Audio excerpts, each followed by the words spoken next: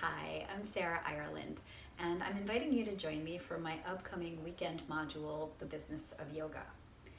Yoga and business sometimes seem like they don't really go together, but we'll be using the Purusharthas, the four aims or four desires of yoga, in order to help us determine what we're most passionate about in terms of serving the yoga community, and how we can balance that out with creating enough abundance for ourselves so we can thrive, not just survive.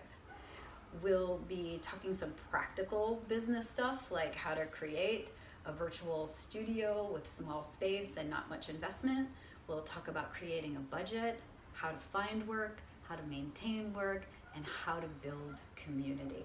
So I hope you'll join me for a weekend of self-inquiry, discovery, and expansion, and hopefully some fun. Hope to see you there.